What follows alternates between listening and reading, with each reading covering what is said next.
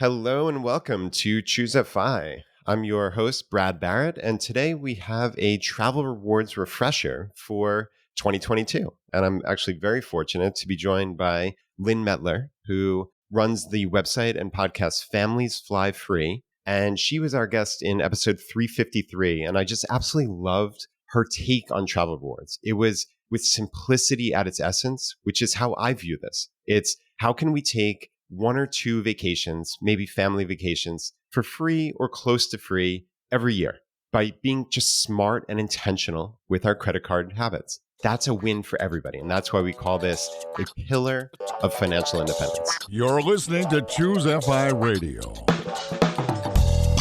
The blueprint for financial independence lives here.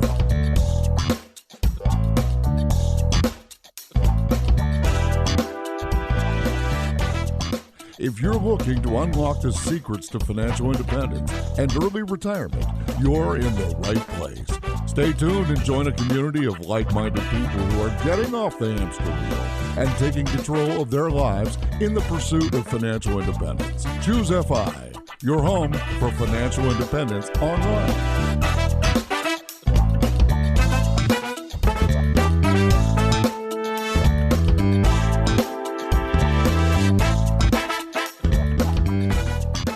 All right, Lynn, welcome back to Choose FI. Thanks for being here. Sure. Glad to be here again. Yeah, this should be fun. So I think what we're going to do today is kind of go back and let's do like just a general refresher on what are we doing with travel rewards? Why do we call this a pillar of FI? Why is it at that level of importance, right?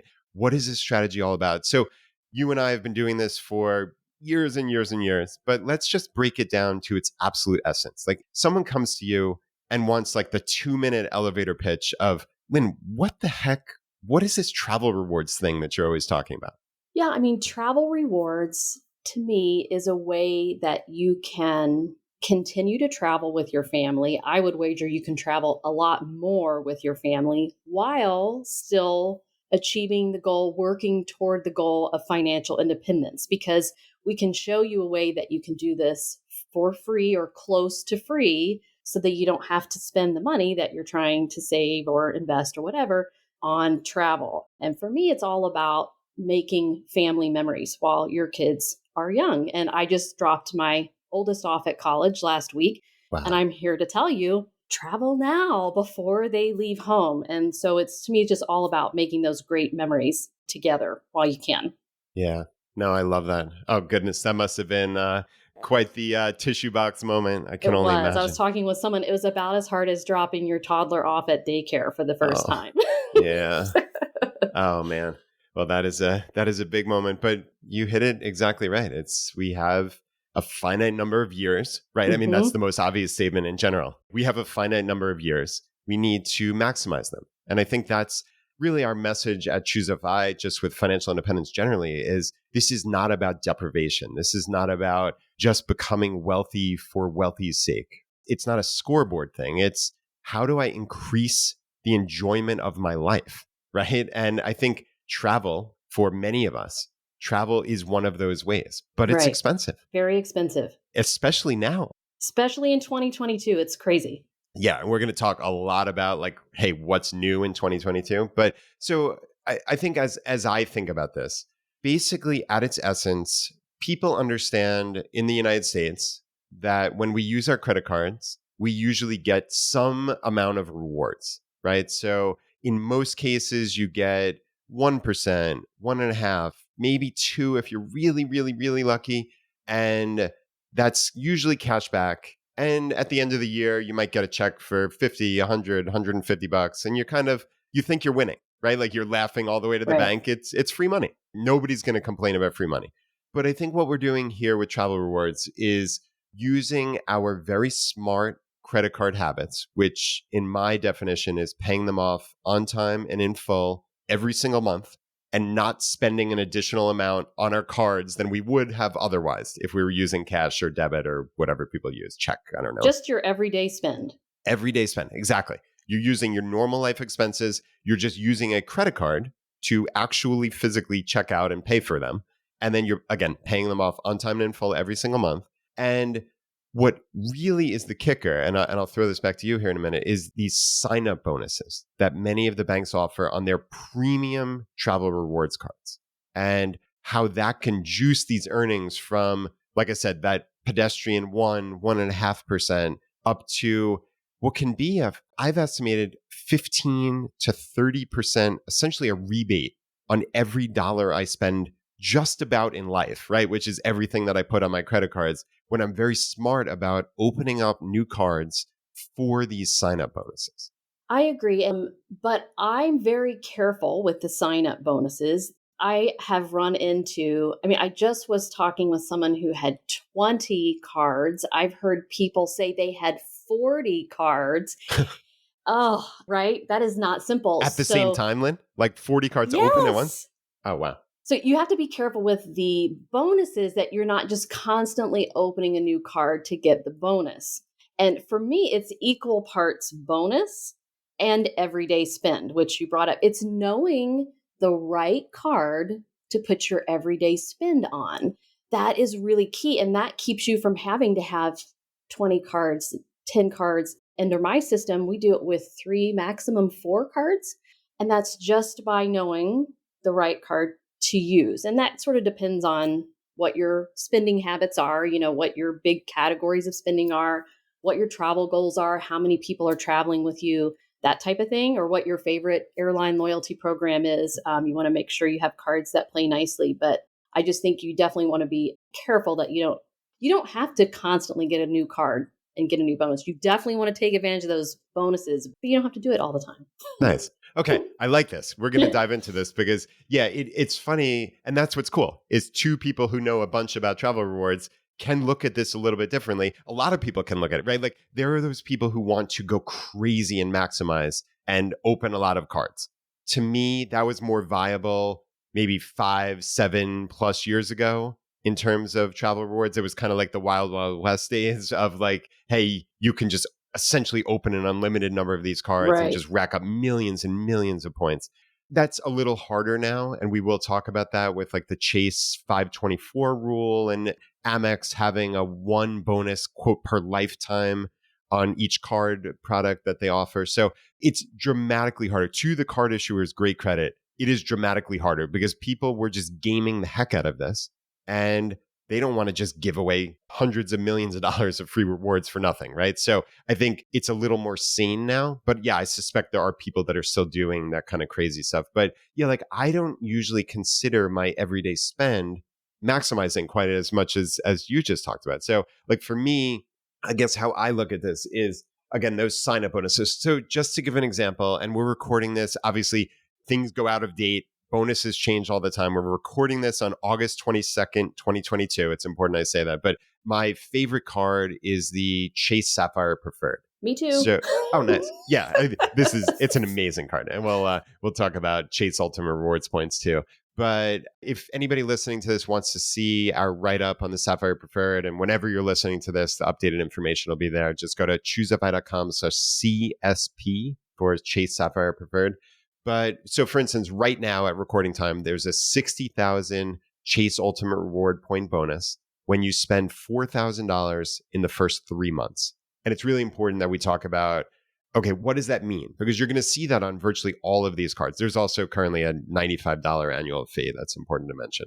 So 60,000 Ultimate Rewards points when you spend $4,000 in the first 3 months. So people, Lynn, they hear that kind of thing and they're like, oh, this is going to cost me $4,000? Or am I going to have to pay interest on that? What if I can't reach that in 1 month? And I think what you and I know, but it's important that everybody understands this, is that $4,000 in this case, to trigger that bonus, that is a cumulative amount. So you have to reach that in the first 3 months from that card approval date. And there's a little wiggle room, and you probably want to send a secure message to Chase in this case when you get your online login, just to find out the precise date if you think there's any question of you not hitting the bonus. They now show that to you in their app. It's really great. And you can even see how much progress you've made toward meeting that minimum spend. Oh, you're kidding me. So is that the Chase app, or can you get that from the web login also? Do you know? I think you can get it from the web login also. I know I've definitely looked at it in the app on my phone. Oh, you rock. Okay. They really improved it.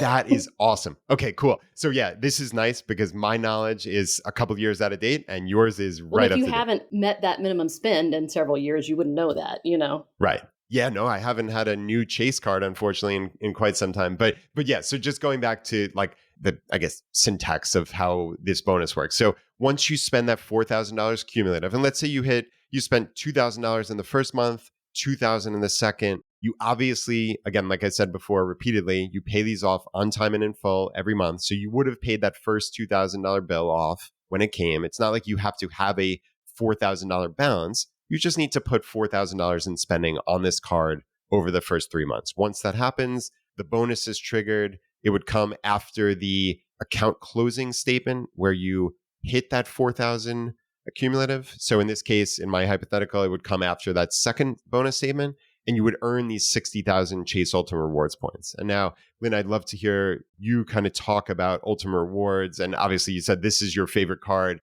Like what kind of value could someone Yes, expect? let's So talk about value. yeah, right. Because again, like it's all about opportunity cost. We talked about like, hey, this is 4,000 of spend. If somebody put this on their normal card and got 1%, that's worth $40 to them.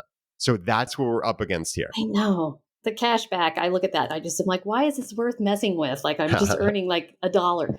But yeah, like, so the 60, like, okay, they had an 80,000 point bonus, just say earlier this year. So going back to Brad's talking about the value of these high bonuses, right, compared to cash back. So Chase Ultimate Rewards points on the surface are worth 1.25 cents. Okay. So you could say, 1.25 cents. If it's, 60,000, that's $750 that you could get a free travel in. They have a portal where you can go into and you can book different airlines, you can book different hotels, etc.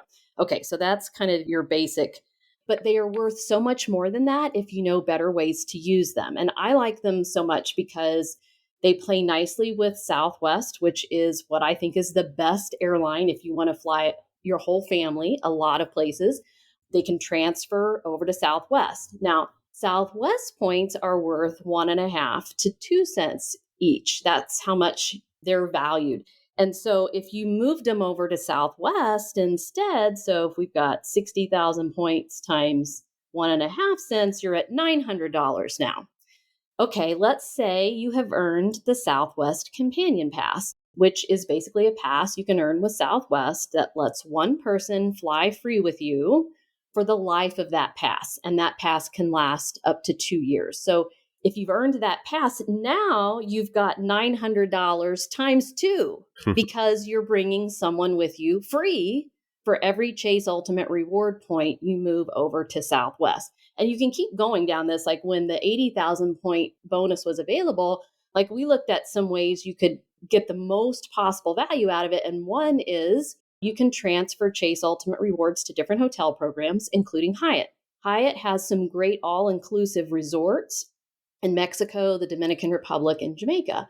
And you can get these resorts for 20,000 points per night. And it's not only are you getting your room free, and it's for 2 people, you get all your food and drink free. So I looked at the value of if I paid for those resorts in cash versus using my 80,000 points, which would give me 4 nights there. And that was a value of over $3,000.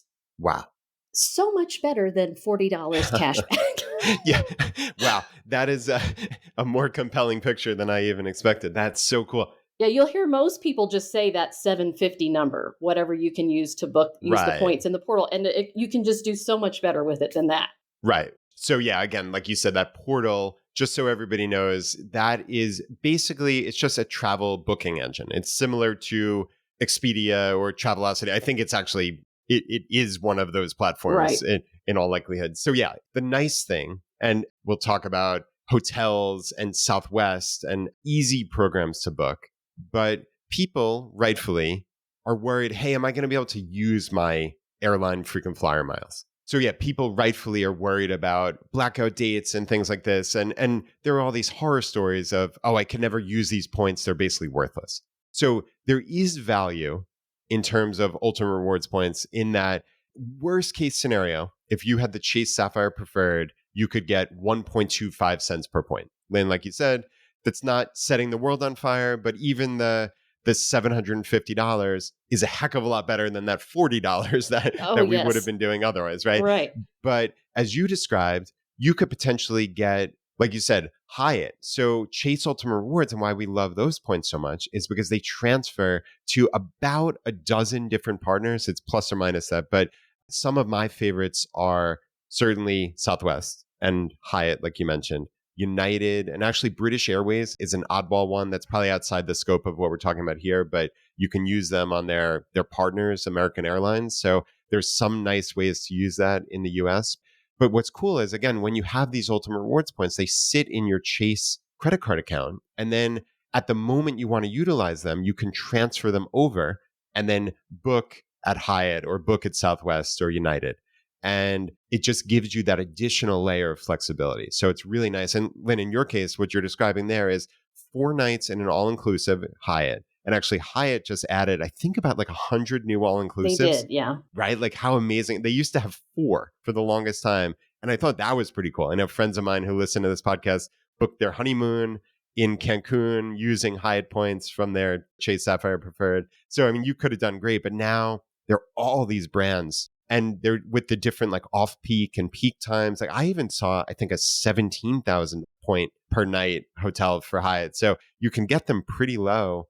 And yeah, in that example, you got $3,000 worth of value for just simply putting $4,000 of your regular spending on that Sapphire Preferred originally. So $3,000 in value for, again, it costs you nothing. That's just your normal spending, the $4,000, but it's like getting a 75% rebate on that $4,000 of life spending.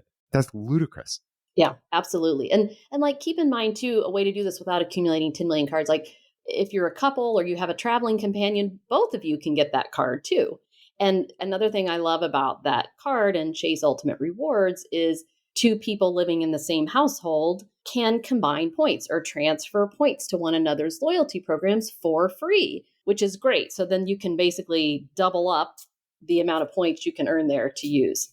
Yeah, and that's a really important point. So every adult can open up a card, each card product in their, essentially their name and social security number. So like we've had this question all the time, like, hey, my wife opened up the Sapphire Preferred.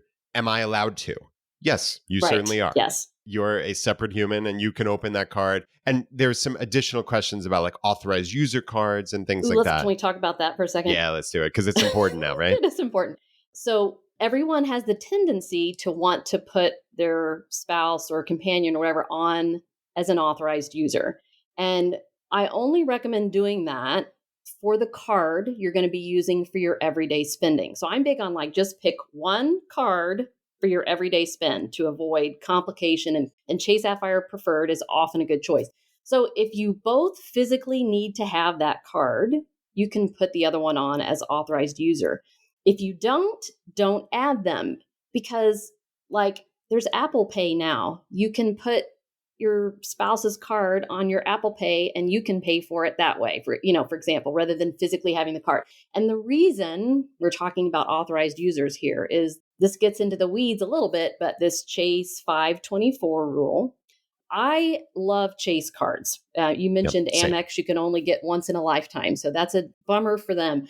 But Chase really plays nicely, has a lot of the cards and programs I like. So they have a rule, though, that they won't approve you for any of their cards if you've opened 5 cards of any type in the last 24 months.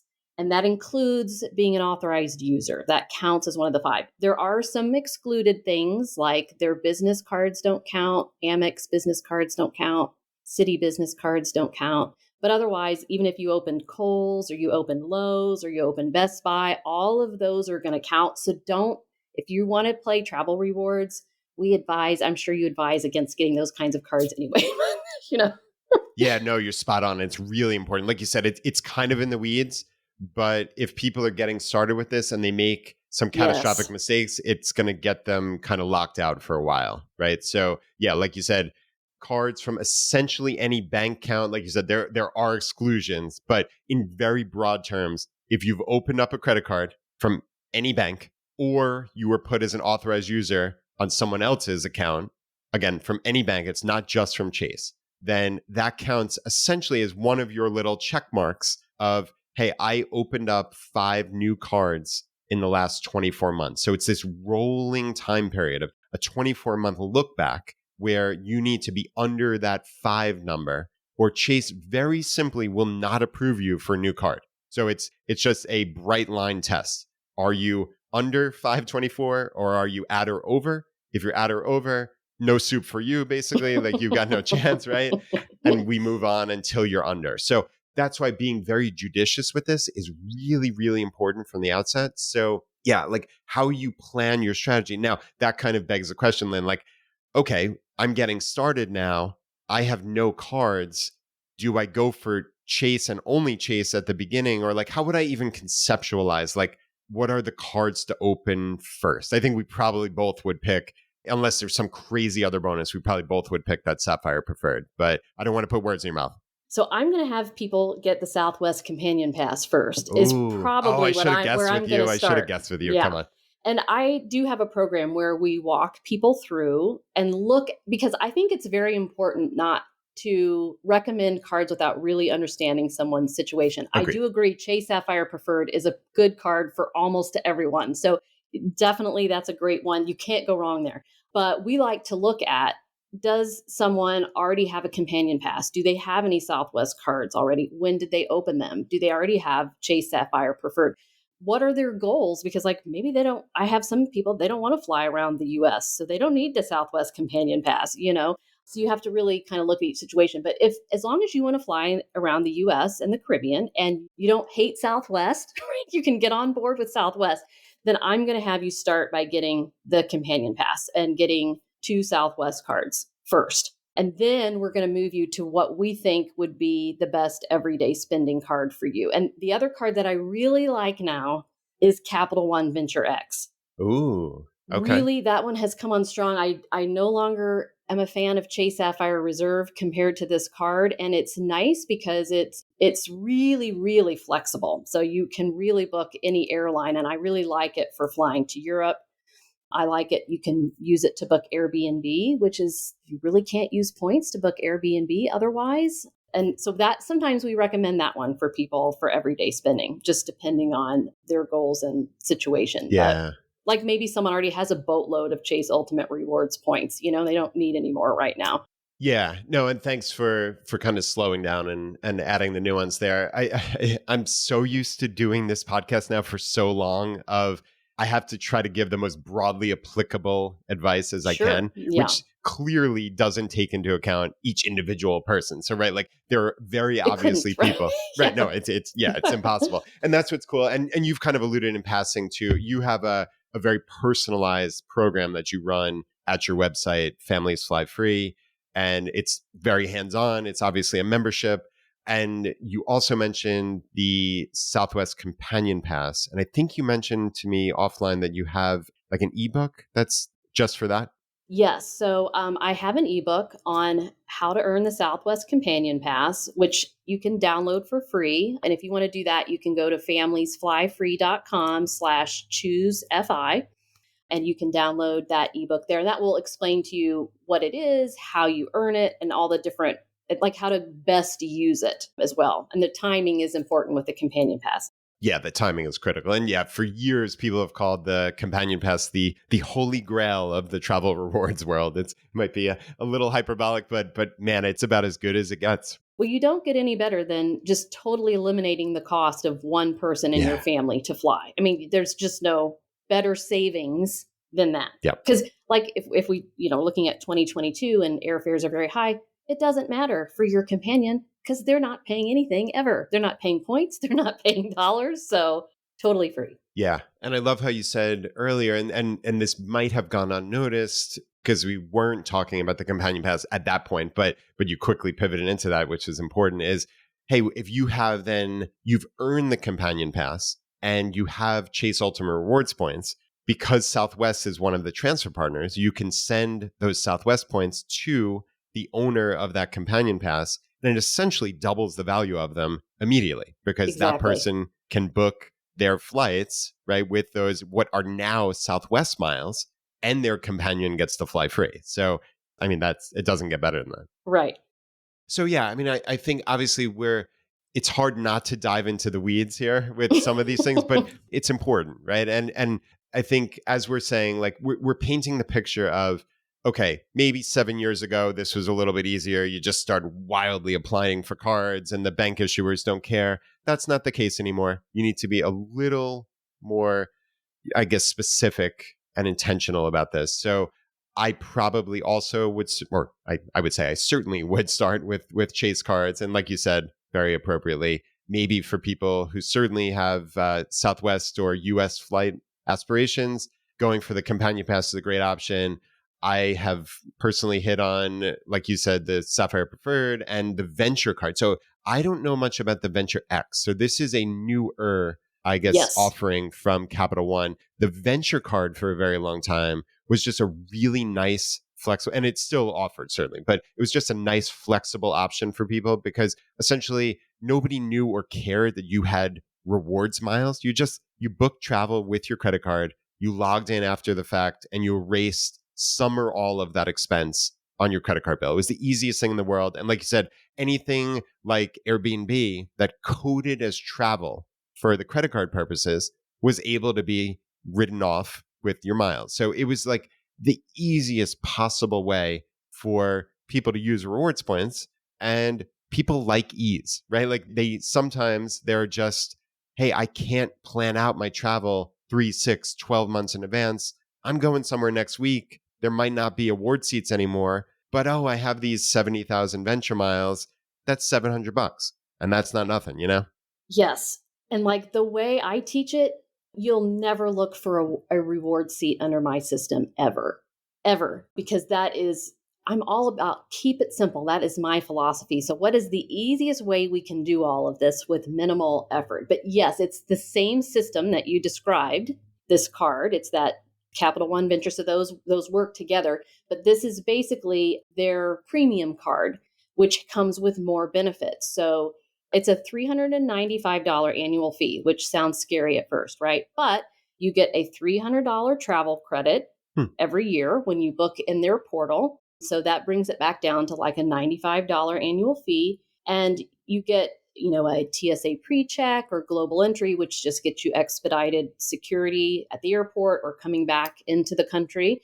And then what I love so much is it has the priority pass, which gives you access to airport lounges around the world. And we always recommended Chase Sapphire Reserve, which was the big brother card to Chase Sapphire Preferred, if you wanted these types of benefits, right? It had a priority pass, but it limited you to just bringing 2 people in with you with your priority pass. And so like the way we used to use Reserve is my husband had it and he had a priority pass. He could bring 2, but we still had one more person in our family. So I was an authorized user. We paid $75 more a year to do that. And then I had my own priority pass. With Capital One Venture X, you can bring in as many people as you want with you to the Oh, wow. lounge. And so we've been playing around with that. We've done a lot of travel this summer, and there's like minute suites. We loved that so much. It's like these little rooms you can have for an hour. You use your little pass, and it's a quiet room. You can lay down and go to sleep. You can watch TV. You can work, whatever, and get out of the chaos of the airport. And airports were chaotic this summer. Yeah, For I've sure. certainly heard. So wait, that minute thing was part of Priority Pass? Yeah. Really? Oh, that is cool. Okay, so clearly It's just a fun little perk for yeah, that free. is a cool perk. So right, I just quickly Googled the Venture X, and that's what's fun about this is like there's always new information, you're always learning, right? So yeah, in this case, and again, this is at the time of recording, August 22nd, 2022. There's a $395 annual fee, like you said. But, in terms of, okay, people in the FI community, we think in terms of value. So as you said, there's a $300 annual travel credit. So that nets this down to 95. There's a 10,000 mile anniversary bonus. So that's worth $100 just right off the top, as far as I understand. So you're actually a little bit to the good there. And then you get these other perks. I mean, the priority pass in and of itself is fantastic. So if you're telling me I have to just lay out that $395, but I'm essentially netting it back down to 0 or close to 0. And then I get the priority pass essentially free on top of it.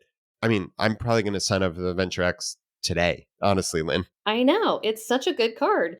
I just, like you said, I love its flexible points. They're so easy, and it earns a flat 2 points per dollar on everything. So that's very simple.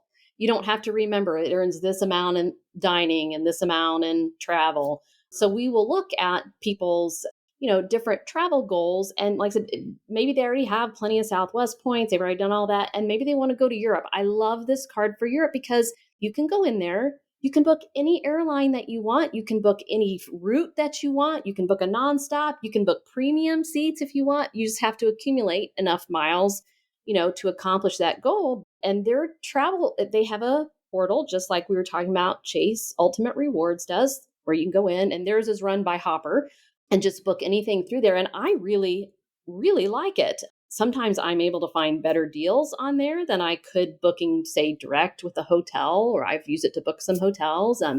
And like I was looking once this summer, and the hotel, it was the same price, but the hotel wasn't allowing me to cancel. Like I had to cancel 2 weeks ahead. But in the Capital One portal, I got cancellation up to 24 hours ahead. And we're really advising get as flexible a cancellation policy as you can this year because of all of the delays and stuff that we're seeing with the airlines. You want as much flexibility as possible in case something goes awry. Yeah. So anyway, it seems to be a great system from what I've seen so far. Nice. Yeah, that's very cool.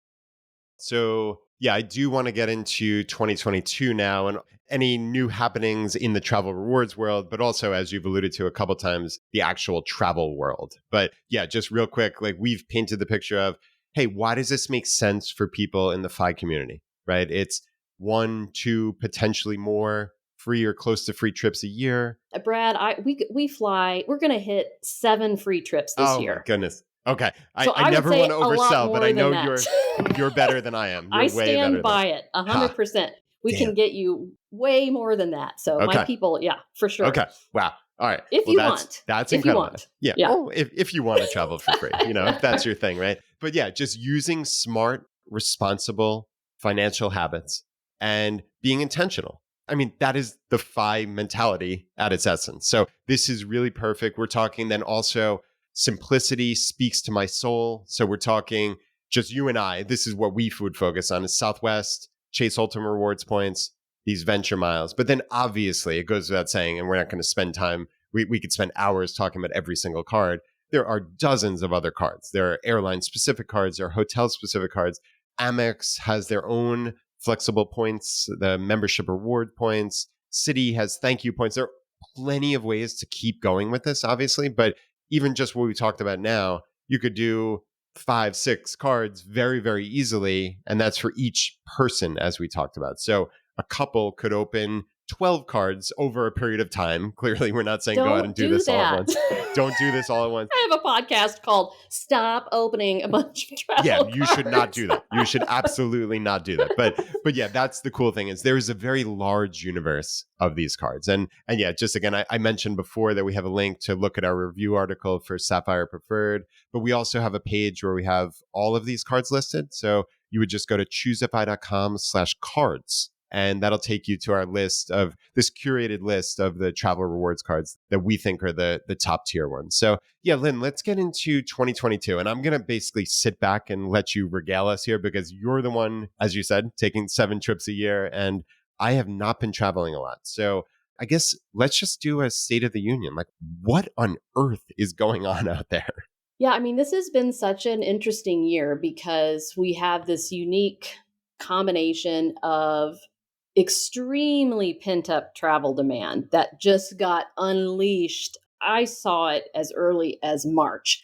It's like as soon as spring hit and then all through the summer, combined with the airlines not having the staffing to keep up with it. Now, Southwest did announce maybe a month ago that they reached pre-pandemic staffing levels and they were the first airline to do that. So that's good news. But what's happening is, if there's any kind of storm or glitch in the system, the airlines can't recover from that. And that's causing all of these delays that we're seeing. And it's happened to every airline now. None of them have managed to avoid this catastrophic delay at some point. So It's supposed to start settling down now. We've seen, and that also forced airfares very high because there were all these people wanting to travel and there weren't enough flights to take them because the airlines didn't have enough staff to man as many flights as they could have, offered to meet demand. It's just the whole classic economic supply demand thing, right? So then we saw points prices, like Southwest, the way their system works, their points price is tied to the cash price. So that means the points prices on Southwest were higher this summer. So we do have hacks that we play inside my program with Southwest, all above board, all legal. You just have to know how to really max out Southwest. And they're the only ones you can really do this with because of their point structure. And so we were able to, like I had a member yesterday who emailed and said he was just able to get his Hawaii flights for October. He's been working on this since March for 100,000 points less than what is published. Wow. By playing some of these hacks. So if you know what you're doing, you can still get good deals, but the points prices did go up. So if you're going to be traveling soon, I would just say we stopped checking bags. So Nice. my business coach, he's in Canada. He'd sent me a picture of in Toronto, he waited 3 hours to get his bags. And there was just at the Toronto airport, just hundreds and hundreds of bags that had arrived late. And there that's still part of security. So if you didn't want to wait a day for your bag, you had to leave and then you can't get back in. So there's been a lot of that type of thing. So we just stopped checking bags. We learned how to take carry-ons only. That's been really helpful. You want to try to get a nonstop if you can, because that reduces the chance that you're going to get caught up in a delay. And then also early in the day flights are helpful too before things start to cascade and That's the exact word I was going to use, these cascading delays. And because if specific airplanes get caught, it is that cascade of, hey, it was supposed to be here and then there and then there, and it ain't coming. So yeah, I agree. I cannot envision a scenario where I would check a bag at this point. Yeah. We used to always be big bag checkers because on Southwest, it's free to do that. Right. You can check too, but we got on board with it. It's helpful. Yeah, no, I hear you. It's, you got to adapt, right? So, okay, let's talk about, so as you said, and I know you focus a lot on Southwest clearly, but Southwest, the number of points required, and obviously said there are additional hacks and things you can learn, but in very broad terms, if you just go to their website, more or less, it's going to be the number of points you pay is just going to be a function of the cash price. Plus or minus, there's a little wiggle room, but like you said before, it's about 1.5 cents per point, thereabouts. To 2 cents. Yeah. So if you divide any cash price by any points price, you'll get a value in there, 1.5 to 2 cents. Mm-hmm. Right in that region. So, but that said, many of the other airlines, they used to have very defined award charts, right? So give me a sense of, or give the audience a sense of what an award chart looks like. And are these things antiquated at this point? Are there any major airlines that are still using them, or have they all gone to a more dynamic pricing? No, Delta's the only one that's really gone to a more dynamic pricing model, but United and American still have their 25,000 point round trip beyond driving distance. And that's what I just, maybe this summer that might have been less in some cases than Southwest. That's a very unusual circumstance that we may have seen, but I mean, in many cases, we fly Southwest for 5,000 points round trip, 10,000 points round trip all the time. So that's why you can take so many more trips on Southwest than you ever could on some of these other airlines. And American and United, they do have web deals that are less than that. If you can score one, but you have to go on those days and times or to those destinations. And I can't get beyond the inflexibility of any other airline besides Southwest. The peace of mind of knowing that Southwest will let me change my flight anytime. I can cancel my flight at any time. I do this all the time, and there's no penalty for me to do that. I can cancel up to 10 minutes before departure. I'm always booking in points, and we talked about that on the last episode. That's a really big tip. Buy your Southwest points if you can buy them at 1.5 to 2 cents and book in points. So much better. And so my points just go right back in my account and it's no big deal. If I'm booking any other airline, I'm out, or I'm stuck with a fee, or I'm stuck with a credit that expires, and no good. Yeah, no good, no good. And right, again, a reminder, that was episode 353. That was the first episode you were on. So that was about a year ago, a little less than a year ago at this point. But yeah, that's really important. Obviously, people liking this episode, you should go back, listen to that. Yes, And definitely. we have a bunch of old Travel Rewards episodes that are still valid. Certainly episode 9, episode 31, 77, etc. So we definitely have a bunch of content if you're looking to dive more into this. But yeah, we're talking about kind of award charts, and okay, you can see why. So, and this is not an advertisement for Southwest. It's just we both think there's a lot of value from Southwest. I have no affiliation with Southwest. I No. just truly believe they are heads and tails above any other airline if you want to fly free. No, they're just great, right? Mhm. And you can compare and contrast really simply, like you said. Hey, if we get an American Airlines bonus of 50,000 miles and it costs 25,000 miles to fly round trip somewhere in the US, you're getting 2 flights for that, right? Which is great. Again, that's still better than the $40 or $50 Yeah. that you would have earned. So nobody's complaining about that. But as compared to, okay, if you could get 6 flights from that, 7 flights from that, whatever the number is on Southwest round trip, that's a whole different ballgame. Then you talk about Companion Pass. I mean, you could potentially double this. And you see how much simpler it gets when you do that. Because if I think anytime I want to fly my family of 4 free on American, I have to save up 100,000 points. That is exhausting. And that takes a lot more time, you know? Yeah. No, that's certainly very, very hard to do. And then I have to look for the reward seats on top of it and hope there's availability. Yeah, no, it's tough. And yeah, that's the other cool thing. So, right, I wanted to kind of tie award charts and the simplicity of Southwest actually with hotels for a minute here, because I think there is a tie that binds here. So Southwest, we're talking about the ease of it, because if there are flights available to buy normally with cash, then you can use your points to reserve those flights. So Yeah, any there's flight. any flight. There's no games. It's not like, hey, there's 3 frequent flyer seats available on this flight on American. If you were late, you're shut out. Good luck to you. So there's no games like that. And that's what I like specifically, or I guess generally about hotels, but specifically about Hyatt. We both talked about before our love of Hyatt. And the reason why, to me at least, is their award chart is fantastic. So many times you'll go to like a Marriott or Hilton and you'll be in like Nowheresville and booking just like a run of the mill hotel, and it's going to be 35,000, 40 some odd thousand points per night. And it's crazy. It's similar to your comment about the American Airlines. Hey, I need 100,000 miles for my family of 4 to just fly anywhere. But whereas Hyatt, their reward chart is fantastic, and it hasn't gotten really worse in a long time, or significantly worse.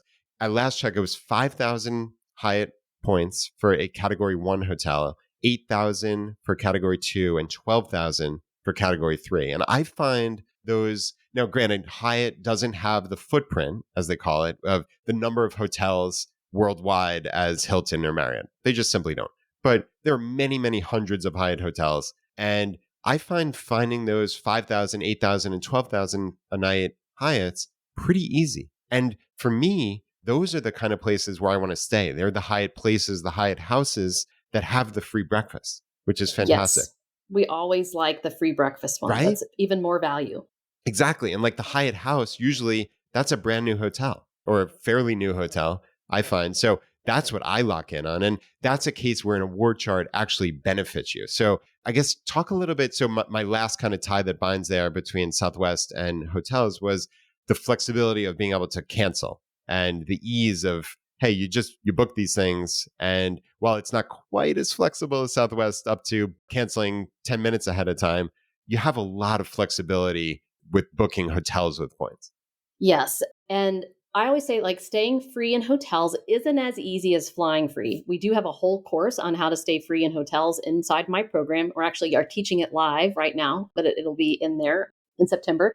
But I agree. I like Hyatt a lot. And just as a comparison, we were in Maui last year and we stayed at a Marriott for a few nights. It was a Westin. It was a Westin, and it was 60,000 points per night. And then we stayed at the Hyatt, same beach, same level hotel, amazing pool, and it was 35,000 points per night.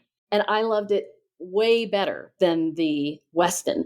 So great points redemptions with Hyatt. The other one that I really like, the problem I see with Hyatt is it's hard to earn their points. Now you can use your Chase Ultimate Rewards with Hyatt, but you might prefer to use them to fly free. IHG, which stands for Intercontinental Hotels Group, and they own Intercontinental, obviously, but Holiday Inn, Crown Plaza. I particularly like Kimpton and Hotel Indigo. They're more boutique style hotels. I think they're my number one. Hyatt's my number two. IHG allows you, like, they have the best hotel card, I think. You can earn like 140,000 points for an $85 annual fee. Sometimes they waive that annual fee. And you can get 6 to 7 nights out of that. They give you your fourth night free when you book 3 nights in points. Hyatt doesn't give you any free nights, but their points prices are a lot less. And IHG is definitely way less than Hilton or Marriott. It's going to be a little bit more than Hyatt, but you have more points to play with. And so they have some similar, Holiday Inn Express is a good classic similar to Hyatt Place where you get the free breakfast. You can count on the quality. They're at every airport. And we stayed in Denver this summer in Avid. I'm not sure if it's Avid or Avid, but it's brand new ones. It's going to be a brand new property. And it was really nice. So just as in terms of an airport hotel. So I think both of those, if you can mix and match those two, are really great programs to get your family some free hotel stays. Yeah, I like how you dove into that in terms of like, you can optimize the math, right? And you just have to look at it and say, okay, sure, it costs more points per night than Hyatt, but if you're earning 3 times as many points from the credit card sign up bonus, then you're actually coming out to the good in terms of number of nights, which at the end of the day is all that matters, right? Like that's what we're talking about here. It's number of nights. So that is really, really cool. In all candor, I don't think I've ever used IHG points. So I think, Lynn, I'm walking away with 2 pieces of homework here beyond the Venture X. IHG Premier, that's their good card that I really, really like. Okay. Very, very cool. But it's a Chase one too. So just be careful. So right. Yeah. Going back to the 524, you need to be very, very intentional about the opening order and such. But that sounds like one that might rise to that level of. And you can get a business version of these cards too. And that's a whole other episode, I'm sure, small business cards, but those do not count in your 5 total. So that's a way, like if you want to add one of these cards, but you're getting close to that 5, you can add a small business card instead. And that does not count. A Chase small business card does not count as one of your 5. So your Southwest business, if you have like a Chase Inc. business preferred or there's a Hyatt business card now, and there's an IHG business card. So you can opt for that instead and then not mess with that total. Yeah, that's good information. And yeah, like you said, the business cards, that's a kind of outside the scope of what we're talking about here. But yeah, a lot of people, you can just very simply Google, if you're listening to this, Google, how do I open a business card? What qualifies? Do I need a registered business? I mean, the answer is in very broad strokes, no, you do not need a registered business. There are, people with side hustles, there's a very, very broad range of things that would qualify you to apply and get approved, more importantly, for a business credit card. So that's definitely something you'll have to do your own research on, but you do not need, hey, I have a business with X millions of dollars of revenue to get a business credit card. That is clearly not the case. No, just any kind of side income is what I say. Yep. Agreed. Totally agreed. So, okay. That is really good stuff. What else is new, if anything, in the travel rewards world, in even just travel? Any other kind of quick hit tips that you could give people? I mean, you've already given me a bunch of new stuff, and I'm pretty up on this. So I suspect people are going to be swimming with information here, which is great. Right. And just remember to keep it simple. Like really the cards that we talked about is as simple as it needs to be. Those cards are how I fly my family 7 times a year. I don't have any of these other cards. I'm not reopening a bunch of cards. No. So it can be very simple. In terms of what else is new, we're still seeing pretty good bonuses on cards. Like that's really started during the pandemic, and that's continued, maybe not quite as high as they were, but they're still really good. I would say better than we were seeing before. Southwest did recently make their travel credits so they don't expire. And that is important to know, because if you have paid cash, if you start following my system, you're not going to pay cash anymore for Southwest. But a lot of people are in that situation where they pay cash for a flight. it got canceled or they canceled it or they changed it and they ended up with a travel credit from Southwest. Well, those used to expire within a year from when you booked the flight. And those were a real pain. And they're still kind of a pain, but they at least made it so they don't expire anymore. So that's great. And that's, again, way better than any other airline is doing with travel credits right now. They all expire at some point. So you can keep using it, but it has to be tied to the person it was originally associated with. If you're using points, doesn't matter who you're booking. I could book Brad a free flight, wouldn't matter. But the other downside to the credits is you can't mix them with points either. So that means if you have a credit for $100 and your flight's $200, you're still going to have to pony up the other $100.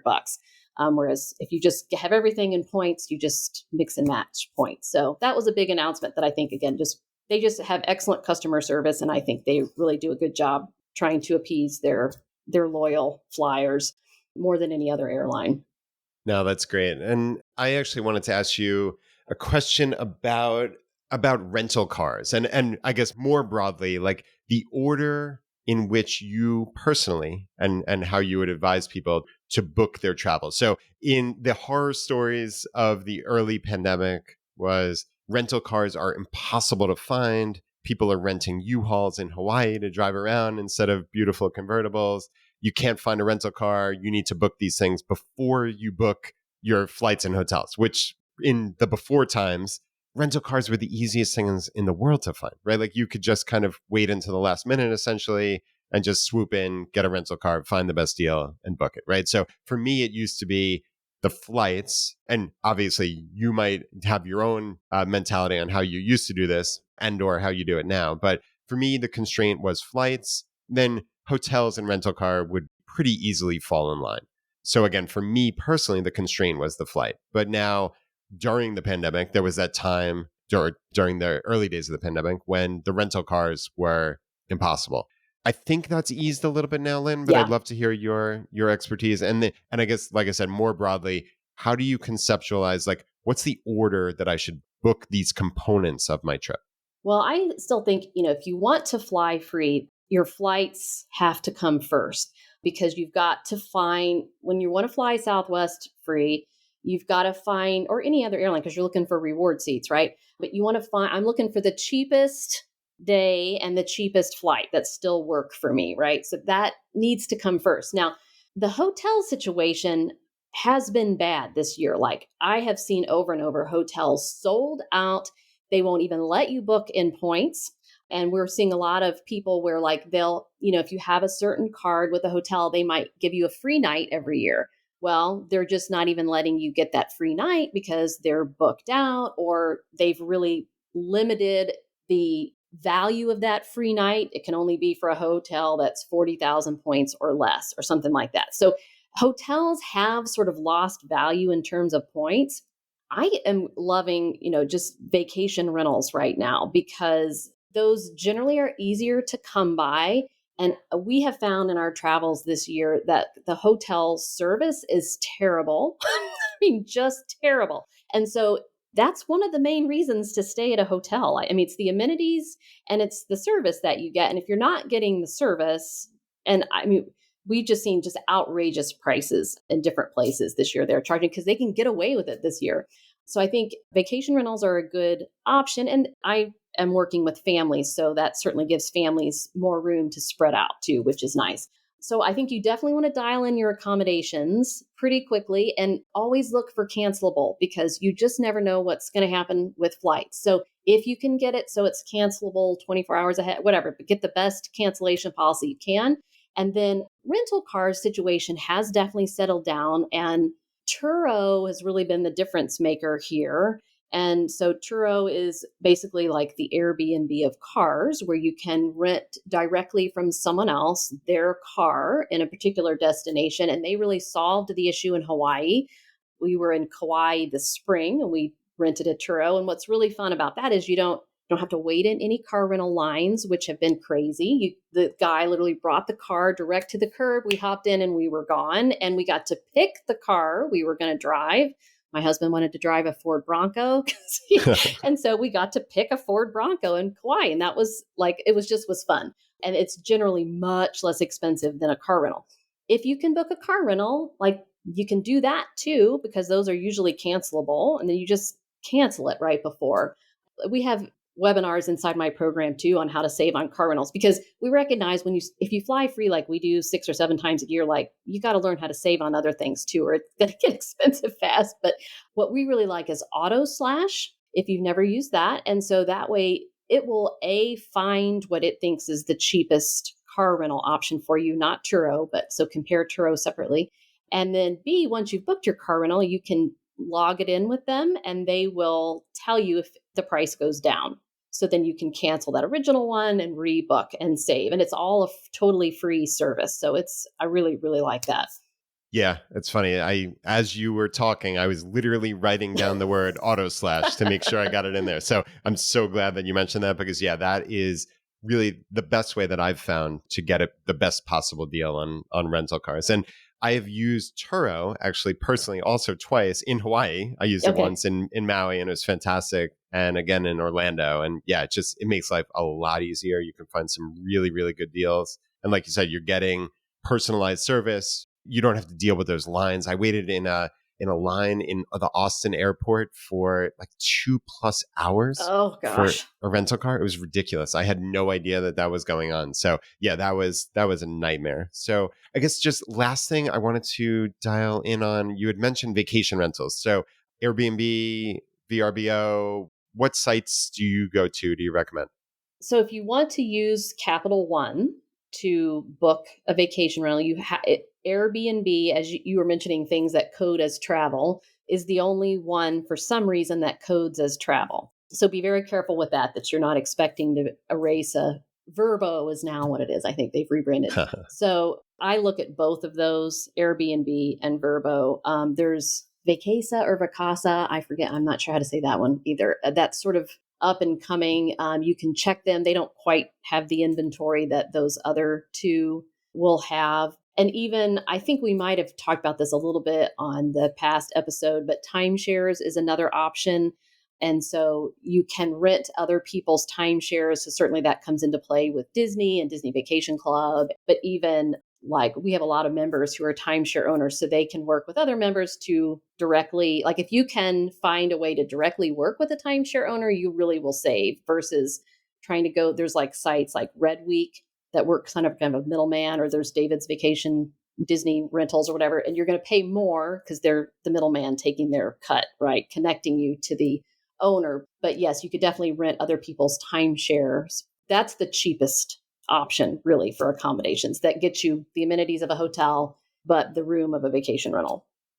That's great. And I guess to find those like direct with the owner, is that like just a Google for like a particular development, or are there any little quick hits? Yeah. So we have a webinar on this too, because this has been a very, very popular topic with our members, but you can do things like look for Facebook groups. That's a good thing to do, that like of Wyndham owners, for example. That's a big one in our membership. A lot of people, eBay, you can actually find people will like post their timeshare in a particular week. Like you can find Disney ones on there too, on eBay. And you're actually pretty well protected through eBay because of their systems. And then if you pay with PayPal, you add another layer of protection onto that. What you don't want to do is Craigslist. Right. Or don't send cash. No. But those are all some different ways you can. And like if you're in a Facebook group, you can like get testimonials or comments from other people who've rented from that person, to make sure that they're a valid, good person to work with. Yeah, I think safety is paramount with that. Very I know much. my spidey sense went up when you first mentioned that, but yeah, as long as you're being smart, and yeah, like you said, eBay and PayPal, that makes it a whole lot safer. So, all right, Lynn, this has been wonderful. Thank you for helping me out with this travel rewards refresher here in 2022. This is fun. And yeah, like you said before, you were kind enough to offer a free PDF download for our listeners for that Southwest Companion Pass. So the best way to get that is familiesflyfree.com/choosefi. And Lynn, where can people find you otherwise? I know you have a podcast, obviously a website. Yeah, so podcast and my YouTube channel both be great places to learn more. And you can just search Families Fly Free. I'm pretty much that all across social. And my website's just familiesflyfree.com. Easy peasy. Wonderful. All right. Well, we'll have to do this again next year. I really appreciate your time. And yeah, just amazing information and a way for people to save a whole boatload of money.